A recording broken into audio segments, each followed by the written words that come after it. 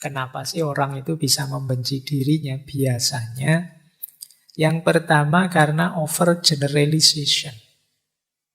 Overgeneralization itu ya peristiwa satu dua atau bagian dari hidupmu satu dua kamu anggap mewakili keseluruhan.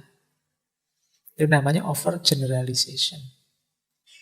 Wong cuma jerawat 3 saja loh, kayak tadi contohnya. Kan bukan berarti seluruh hidupmu terus hancur lebur. Wong cuma jerawat saja kok. Alah, wong ya cuma kuliah saja kok. Itu kan satu bagian dari hidupmu. Seandainya apesnya memang gagal, kan bukan berarti hidupmu juga gagal. Masih banyak sisi hidupmu yang lain.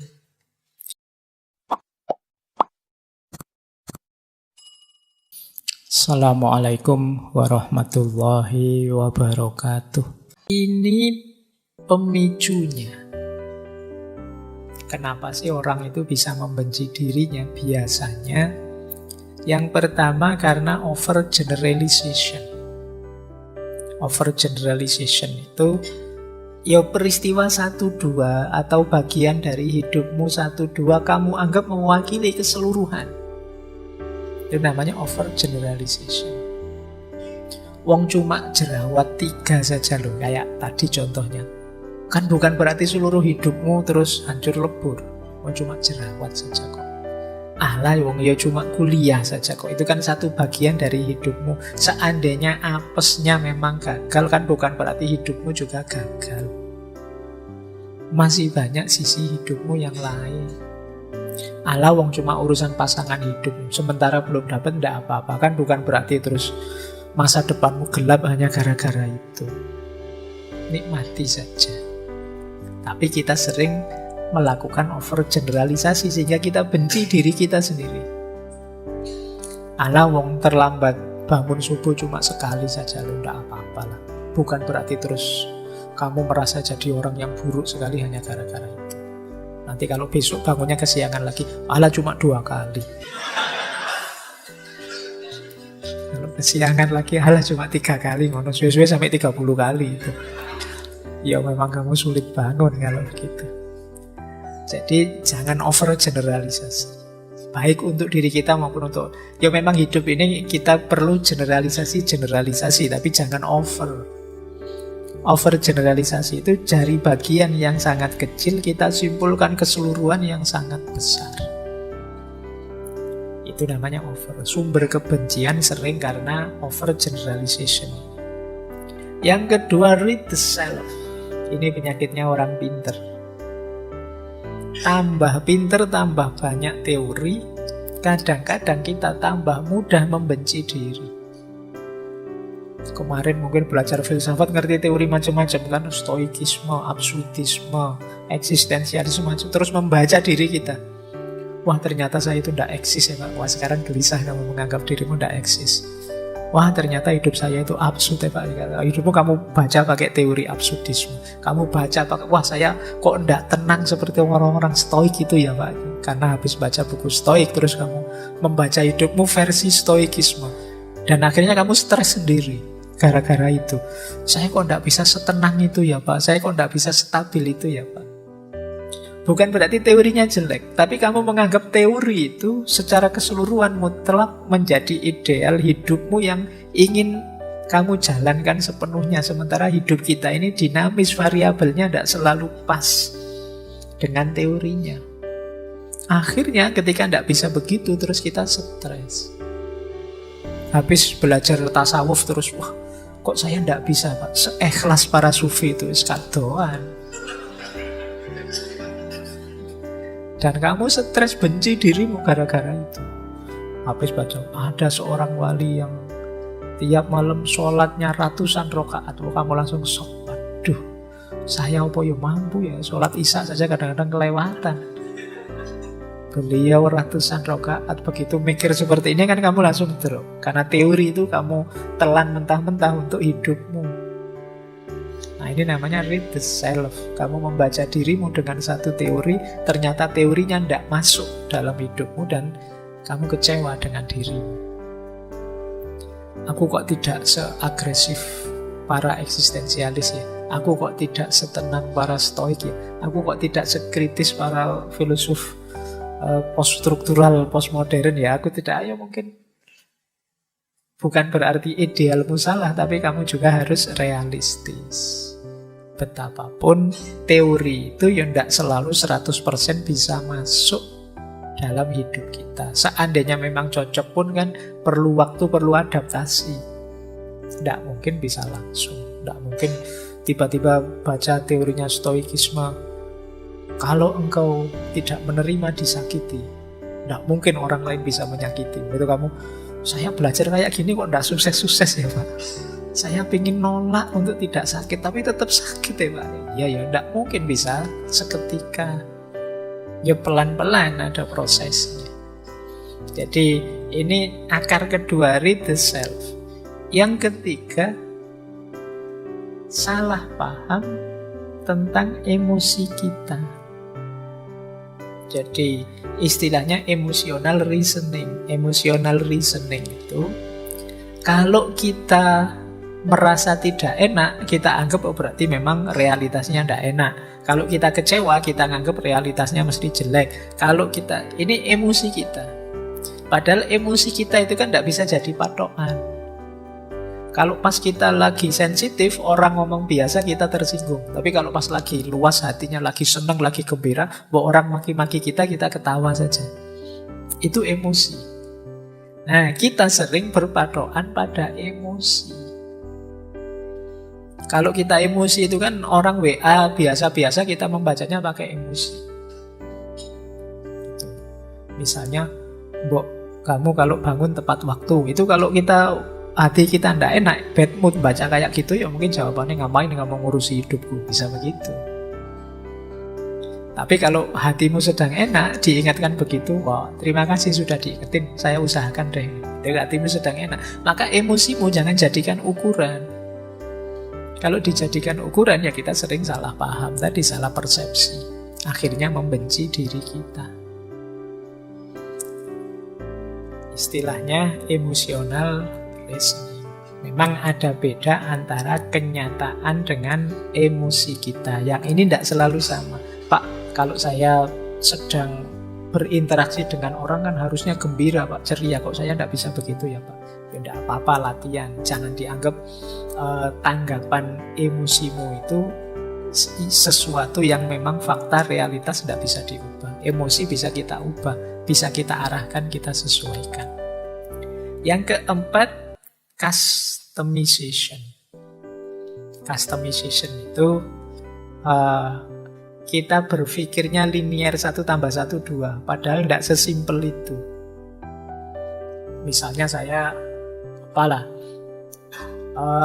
agak pusing atau agak bingung, wah saya bingung ini mesti karena itu tadi, padahal mungkin sebabnya banyak. Saya hanya menyimpulkan dari yang paling dekat saja. Setelah ketemu kamu ini nasibku jadi jelek sekali misalnya. Nah ini namanya satu variabel kita jadikan kambing hitam. Ini terus kita biasanya ya kalau di customization self-hate ini ya kambing hitamnya diri kita sendiri. Ini mungkin gara-gara aku tadi bangunnya kesiangan ini sampai malam dapat sial terus misalnya. Dasar diri ini. Nah itu karena customization. Yang kelima adalah maximization atau minimization. Membesar-besarkan sesuatu atau mengecil-ngecilkan sesuatu. Ini namanya maximization atau minimization. Sebenarnya sepele sih, hanya karena misalnya kalau kamu beli bakso sambelnya ketinggalan, ini kan kecil. Tapi kok dibesar-besarkan, kamu marah-marahi temanmu yang kamu titipi. Beli bakso kok bisa ketinggalan? Kok ya enggak itu.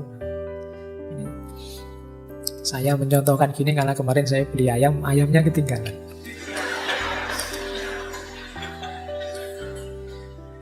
Sampai rumah hanya nasinya saja. Jadi iki ayam ini di masuk urip neh terus melayu. Jadi dan ya ndak apa-apa ya. Ndak harus dibesar-besarkan ya. Ya beli lagi saja. Nah, kadang-kadang kita begitu urusan gitu aja kok terus jadi besar, menyangkut macam-macam, menyinggung macam-macam, ndak usah. Sering itu kalau kita besar-besarkan jadi self hatred tadi. Wah, berarti aku ini sudah tua, sudah tambah pikun, ini tambah bodoh, ini tambah indah gitu. Biasa saja, wong cuma salah kecil gitu aja kok. Atau yang besar dikecil-kecilkan, itu juga tidak sehat. Terus ada catastrophic thinking, mikirnya kacau sudah, karena pengaruh macam-macam. Ya, di situ saya contohkan ibu-ibu atau kadang-kadang kita sendiri lah yang sering saya contohkan itu. Mungkin karena teman-teman sering baca artikel-artikel kesehatan misalnya, atau baca artikel, itu mempengaruhi cara berpikir kita. Nanti baru pusing sedikit saja, waduh, stroke ini mesti. Jadi karena itu catastrophic thinking. Jadi kamu mikirin tidak reasonable, kamu rujukanmu keliru. Tapi karena sering baca itu.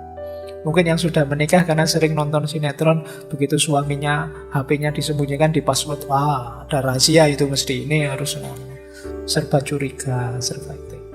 Pikirannya jadi kacau. Nah ini kalau ini objeknya diri kita sendiri. Wah jangan-jangan saya ini termasuk munafik Pak, karena cirinya munafik itu begitu, betapa saya ini. Terus kamu nyerang dirimu sendiri. Jadi self-hate. Misalnya kamu beli terus yang jual ngasih kembaliannya kok terlalu banyak. Kamu tahu itu terlalu banyak, mau dikembalikan lagi kok gimana, ndak itu gimana. Akhirnya malah kamu bawa pulang. Terus di rumah kamu stres sendiri. Wah dosa besar saya ini. Tapi ya gimana lagi. Terus ya kamu kesimpulannya jadi aneh-aneh itu tadi. Catastrophic thinking. Jatuhnya terus kamu benci dengan dirimu. Nah, coba akar-akar ini ya nanti kita dalami. Semoga kita tidak terjebak di cara berpikir ini yang kadang-kadang jatuhnya membuat kita benci diri kita sendiri. Oke, kita lanjutkan. Kalau ini saya tidak panjang ya. Namanya piramida kebencian. Dulu ketika kita membahas filsafat kebencian sudah saya bahas. Cuma kali ini objeknya diri kita. Jadi kebencian itu biasanya ranking, diawali yang paling bawah itu prejudice attitude, terus act of prejudice, terus discrimination, terus violence, terus genocide. Yang paling bawah, yang paling awal biasanya prasangka-prasangka, curigaan, gampang nuduh. Kali ini yang kita tuduh diri kita sendiri. Wah sudah rusak saya ini Pak, wah saya ini pikiran saya kotor Pak, saya itu misalnya. Wah, itu menuduh dirinya sendiri. Setelah menuduh, act of prejudice. Act of prejudice itu kamu melakukan tindakan, aktivitas, perilaku menyesuaikan dengan prasangkamu tadi. Kayak tadi misalnya, saya itu pikiran saya kotor Pak, ya sudah ayo tobat ke masjid. Nggak usah Pak, saya kalau ke masjid itu nanti mengotori yang lain, saya itu, nah itu pacarnya males itu. Jadi act of prejudice itu kamu melakukan tindakan aktivitas sesuai dengan prasangka. Misalnya kalau ini kepada orang lain, orang yang kamu tuduh, wah kamu orang kelompok ini ya, kamu perlakukan dia sesuai persangkaanmu. Itu act of prejudice. Kemudian biasanya lahirnya discrimination.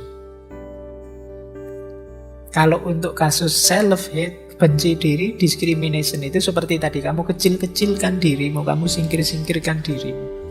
Kamu anggap dirimu itu jelek, buruk, layak dibasmi. Dihabiskan saja. Ya, karena selanjutnya apa? Violence, kekerasan. Kamu siksa dirimu entah dengan cara apa.